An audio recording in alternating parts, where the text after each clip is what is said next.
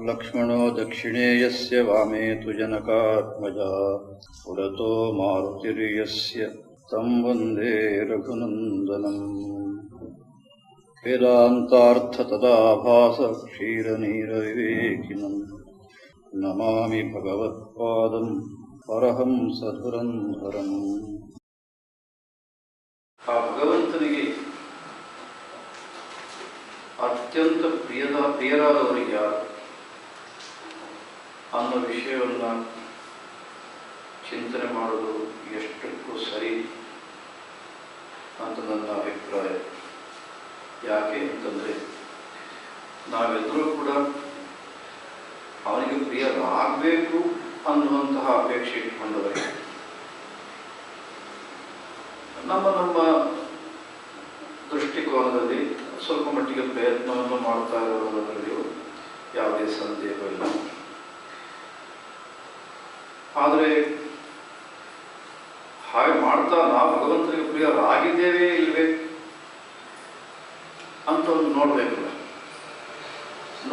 ಅಂದರೆ ಯಾರನ್ನು ಕೇಳೋದು? ಭಗವಂತನ ಕೇಳೋದಕ್ಕಂತೂ ಆಗೋದಿಲ್ಲ. ಏನಪ್ಪ ನನಗೆ ನಾನು ಪ್ರಿಯರಾಗಿದ್ದೇವೆ ಅಂತ ಹೇಳಿ ಕೇಳೋದು ಅದು ಸಾಧ್ಯ ಇಲ್ಲದ ಮಾತು. ಮತ್ತು ಹಾಗಾದ್ರೆ ಗೊತ್ತು ಮಾಡ್ಕೊಳ್ಳೋದು ಹೇಗೆ ಅಂತಂದರೆ, ಒಂದಾನೊಂದು ಸಂದರ್ಭದಲ್ಲಿ ಭಗವಂತನೇ ಹೇಳಿದ್ದಾರೆ, ಅದನ್ನು ಇಟ್ಕೊಂಡು ನಾವು ಹಾಗಿದ್ದೇವೆಯೇ ಇಲ್ಲವೇ ಅಂತ ಯೋಚನೆ ಮಾಡಿದ್ರೆ ಆವಾಗ ಪ್ರಿಯರಾಗಿದ್ದೇವೆ ಇಲ್ಲವೇ ಅಂತ ನಾವು ನಮ್ಮನ್ನೇ ನೋಡಿಕೊಳ್ಳಬಹುದು. ಅಷ್ಟಕ್ಕೆ ಭಗವಂತ ಉಪಕಾರ ಮಾಡಿದ್ದಾರೆ. ಏನು ಹೇಳಿದ ಭಗವಂತ ಅರ್ಜುನನಿಗೆ ಅಂತಂದರೆ, ಯಾವುದನಿಗೆ ಅತ್ಯಂತ ಪ್ರಿಯರು? ಯದ್ಯಪಿ ಅರ್ಜುನನ ಬಗ್ಗೆ ನೀನು ಪ್ರಿಯನಾಗಿದ್ದಿ, ನನಗೆ ಸಖನಾಗಿದ್ದಿ ಮೊದಲಾದ ಮಾತನ್ನು ಹೇಳ್ತಾನೆ. ಆದರೆ ಅರ್ಜುನ ಸ್ವಲ್ಪ ತನ್ನಂತಾನು ಮುಟ್ಟಿ ನೋಡ್ಕೊಳ್ಬೇಕು ಕೆಲವೊಂದು ಬಾರಿ ಅನ್ನೋ ಛಲ ಇದೆ ಭಗವಂತನ ಉತ್ತರ. ಭಗವಂತ ಹೇಳಿದ, ಅರ್ಜುನ ಯಸ್ಮಾನ್ನೋ ದ್ವಿಜತೆ ಲೋಕೋ ಲೋಕಾನ್ನೋ ದ್ವಿಜತೆ ಜಯಃ ಹರ್ಷಾವೃಷ ಭಯೋದ್ವೇಗೈರ್ಮುಕ್ತೋ ಯಸ್ಸ ಮೇ ಪ್ರಿಯ. ಇವ ನನಗೆ ಅತ್ಯಂತ ಪ್ರಿಯನಾನು. ಮತ್ತು ಉಳಿದವರು ಅದು ಅವರವರೇ ವಿಚಾರ ಮಾಡಿಕೊಳ್ಳಿ ಅಂತ ಬರುತ್ತಾರೆ. ಅದು ಅವರವರೇ ಮಾಡಿಕೊಳ್ಳಿ. ನಾನು ನನಗೆ ಪ್ರಿಯರಾದವರು ಯಾರು ಅಂತ ಹೇಳ್ತೀನಿ. ಯಾರು ಅಂತಂದರೆ, ಯಾರಿಂದ ಈ ಲೋಕ ಪ್ರಜೆಗಳು ಅಂತ ಇಟ್ಕೊಳ್ಳೋಣ, ಅವರಿಗೆ ಯಾರಿಗೂ ಉದ್ವೇಗ ಅಂತಕ್ಕಂಥದ್ದು ಉಂಟಾಗೋದಿಲ್ವೋ, ಅಷ್ಟು ಮಾತ್ರವಲ್ಲ, ಜನರಿಂದ ಯಾರು ಉದ್ವೇಗಕ್ಕೆ ಒಳಗಾಗೋದಿಲ್ಲ. ಇದು ಒಂದು.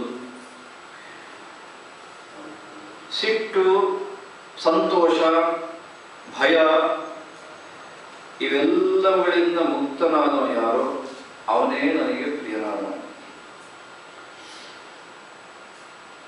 ಸದ್ಯಕ್ಕೆ ಅರ್ಜುನಿಗೆ ಎಲ್ಲೋ ಇತ್ತು. ಹಾಗಾಗಿ ಅವಂತೂ ತೀರ್ಮಾನ ಮಾಡೋದಕ್ಕೆ ಏನು ತೊಂದರೆ ಇಲ್ಲ, ನಾನಂತೂ ಭಗವಂತನಿಗೆ ಅಂತ ಹೇಳಿದ ಪ್ರಿಯ ಅಂತ. ಆದರೂ ಕೂಡ ಈಗ ಪ್ರಿಯನಾದ ಒಂದು ಲಕ್ಷಣ ಸ್ಪಷ್ಟವಾಗಿ ಹೇಳ್ತಾ ಇರೋದ್ರಿಂದ ಸ್ವಲ್ಪ ಯೋಚನೆ ಮಾಡಬೇಕು ಅನ್ನೋ ಪರಿಸ್ಥಿತಿ ಅರ್ಜುನಿಗೆ. ಯಾಕೆ ಅಂತಂದರೆ, ಇಂಥ ಒಂದು ಪ್ರಿಯನಾದ ಒಂದು ಲಕ್ಷಣ ಹೇಳಿದಾಗ ಎಂಥವರು ಕೂಡ ಯೋಚನೆ ಮಾಡಲೇಬೇಕು. ಮಾತ್ರವಲ್ಲ, ಅಂಥ ಪ್ರಿಯರಾಗುವುದಕ್ಕೆ ನಾವು ನಮ್ಮದಾದ ಪ್ರಯತ್ನವನ್ನು ಮಾಡಬೇಕು ಅನ್ನೋದೇ ಭಗವಂತನ ಉಪದೇಶ. ಅದಕ್ಕಾಗಿ ಭಗವಂತ ಈ ಮಾತನ್ನು ಹೇಳಿದ, ತನ್ನಿಂದ ಲೋಕಕ್ಕೆ ಉದ್ವೇಗ ಉಂಟಾಗಬಾರದು ಯಾವುದೇ ಕಾರಣಕ್ಕಾಗಿ.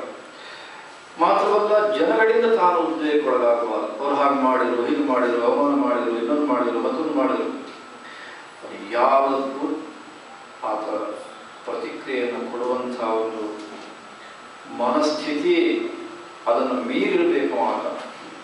ಅಂಥವ ಮಾತ್ರವಲ್ಲ, ಈ ಎಲ್ಲ ಹರ್ಷ, ದುಃಖ ಮೊದಲಾದನ್ನೆಲ್ಲ ಬಿಟ್ಟವಾಗಿದ್ದೇವೆ.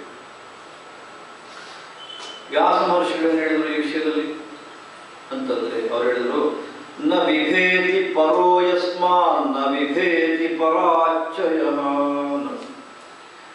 ಈ ಶ್ರೀ ಕೃಷ್ಣ ಏನು ಹೇಳಿದನು ಅದೇ ಮಾತು, ಶಬ್ದ ಸ್ವಲ್ಪ ಬೇರೆ ಅಷ್ಟೇ, ಅದರ ಅರ್ಥ ಒಂದೇ. ನ ಬಿಭೇತಿ ಪರೋ ಯಸ್ಮಾತ್ ಅಂತ ಇಲ್ಲಿ ಹೇಳಿದರು. ಅಲ್ಲಿ ಯಸ್ಮಾನ್ನೋ ದ್ವಿಜತೆ ಲೋಕ ಅಂತ ಭಗವಂತ ಹೇಳಿದ. ಯಾರಿಂದ ಬೇರೆಯವರು ಭಯವನ್ನು ಹೊಂದುವುದಿಲ್ಲವೋ ಮತ್ತು ಬೇರೆಯವರಿಂದ ಯಾರು ಭಯವನ್ನು ಹೊಂದುವುದಿಲ್ಲವೋ ಅವ ಇಚ್ಛತಿ, ಇಚ್ಛೆ ಅನ್ನೋದೇ ಇಲ್ಲ ಅವನಿಗೆ. ಮಾತ್ರವಲ್ಲ ನ ದ್ವೇಷ್ಟಿ, ಇನ್ನೊಬ್ಬರನ್ನ ದ್ವೇಷ ಮಾಡೋದೇ ಇಲ್ಲ. ಅಂಥವ ಬ್ರಹ್ಮ ಸಂಪದ್ಯತೆ ತದಾ ಅಂತ ವ್ಯಾಸ ಮಹರ್ಷಿಗಳು. ಅವ ಆವಾಗ ಆನಂದ ಸ್ವರೂಪವನ್ನು ಹೊಂದಾನೆ. ಆನಂದ ಸ್ವರೂಪವನ್ನು ಹೊಂದುವುದಂದ್ರೂ ಒಂದೇ, ಭಗವಂತನಿಗೆ ಇಲ್ಲಿ ಹೇಳಿದ ಪ್ರಿಯನಾಗುವುದಂದ್ರೂ ಒಂದೇ, ಎರಡು ಒಂದೇ. ಯಾಕೆ ಅಂದರೆ ಭಗವಂತನೇ ಹೇಳಿದ ಜ್ಞಾನಿ ಭಕ್ತ ಅಂದರೆ ಆತ್ಮೈವಮೇವತ, ನಾನೇ ಅವ ಅಂತ ಭಗವಂತನ ಮಾತು.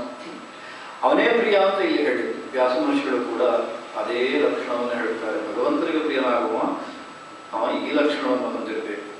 ಹೋಗಲಿ, ಸಾಕ್ಷಾತ್ ಭಗವಂತನ ಅವತಾರ, ಪರಮೇಶ್ವರನ ಅವತಾರ ಭಗವತ್ಪಾದ ಶಂಕರರು, ಅವರೇನಾದ್ರು ಸ್ವಲ್ಪ ಡೆಫಿನೇಷನ್ ವ್ಯತ್ಯಾಸ ಮಾಡಿದರೆ, ನಮಗೆಲ್ಲ ಅನುಕೂಲ ಆಗೋ ಏನಾದ್ರು ಮಾಡಿದರೆ ಅಂದರೆ, ಪ್ರಶ್ನೋತ್ತರ ಮಾಲಿಕಾದ ಭಗವತ್ಪಾದ ಹೇಳ್ತಾರೆ, ಕೋಹಿ ಭಗವತ್ ಪ್ರಿಯ ಸ್ಯಾತ್, ಅತ್ಯಂತ ಪ್ರಿಯನಾದ ಭಗವಂತನಿಗೆ ಯಾರಾಗಲಿಕ್ಕೆ ಸಾಧ್ಯ?